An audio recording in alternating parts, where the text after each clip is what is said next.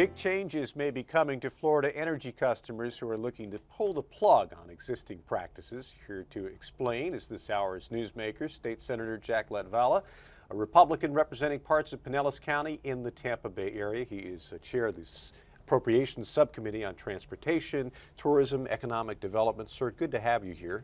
Well, thank you. It's good to be back. So let's talk about the Public Service Commission. You have some ideas this year for utilities and maybe reforming the way the Public Service Commission views utilities. Well, I represent an area of the state where there's a lot of frustration with our electric provider.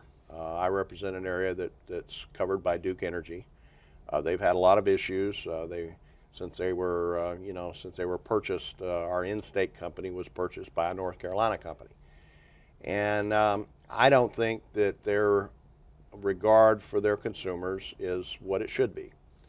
We've had several instances in the last year where they, for instance, wanted to change the billing cycles to make their meter reading routes work more efficiently, but then they were pushing people into the higher rate based on the two-tier conservation system, and it wasn't the consumer's fault, it was the company doing it, but they wanted to charge them more money because they did it.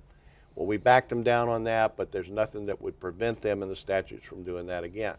They were, I think, arbitrarily increasing people's deposits, especially businesses. A restaurant in my district that has a monthly usage of about $5,000 a month had a $7,000 deposit, and they wanted to increase it to $22,000. These are the kind of issues I'm trying to deal with. Now, speaking of utilities, the PSC is considering letting utilities, or there's a proposal from a group called Floridians for Solar Choice that would get a constitutional amendment on the ballot that would allow consumers to sort of form their own corporations to receive solar energy, put solar panels on their roof. This is something that would have to go through your utility right now, but that could change if it becomes a constitutional amendment next year. Do you think that'd be a good idea? Well, I think we should encourage solar. This is, after all, the Sunshine State. There's a number of states in the country that have bigger solar production, energy production than we do, and I think we need to encourage it. I hate to make law through the Constitution.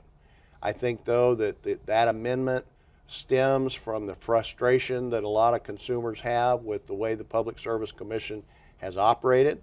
A lot of people think the Public Service Commission is the lapdog of the electric companies, and so they've taken matters into their own hands. And I don't think there's anything wrong with having a vote on that issue. Whether it's good policy, sometimes we overreach when we do things like that. We've got net metering in Florida now on solar. I think it's a good policy. I think there's some people scared that the utilities are going to try to do away with that. That's why they came up with this amendment. Let's move on to another very important issue you'll be dealing with, and that is the #1 industry in Florida, tourism. We just got the numbers. $97.4 billion industry in 2014, setting a record. It just keeps growing and growing and growing. More and more people coming to Florida and spending more and more money. Well, it's very important in my county. We have about 90,000 jobs that are related to our tourism industry. And I think we've got to encourage them. I have the budget for Visit Florida in my committee. Last year we provided $74 million for advertising about coming to Florida. They take that money and they leverage it with private matches, and that make it go a long way, and I think they do a great job.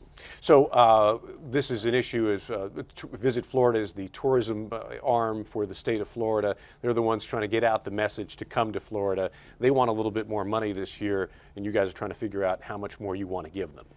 Well, we haven't got our allocations yet. My subcommittee is kind of being pinched because with the Amendment 1 that the voters passed last fall, that's taken some money away from transportation and affordable housing. Act, yeah. And so we don't know how we're going to be able to stretch it, but I'm certainly a believer in Visit Florida and want to try to help them all I can. What are some other things quickly that you'll be working on this session, some of the things you've heard from your constituents that they want to see worked on? Well, one of the major issues that I've been working on for a couple of years, and as a non-beer drinker, I find it hard to believe the enthusiasm for this issue, but the 64-ounce growler. In our brew pubs that have sprung up all over the state, it's one of the fastest growing industries that we have in Florida. In 49 other states, you can have a 64-ounce container to take your beer home in. You know, seal it up, take it home, have freshly brewed. But in Florida, we can't have that. We can have 32 ounces, we can have 128 ounces, but not 64 ounces. I just think that's ridiculous. We've got a bill, I think, that will change that, and I think this year we'll pass that bill. Senator Jack Latvala has been our guest on Newsmakers this hour. Great to have you here, sir. Nice to see you, and good luck this session. Thank you very much. And thank you for watching from Tallahassee.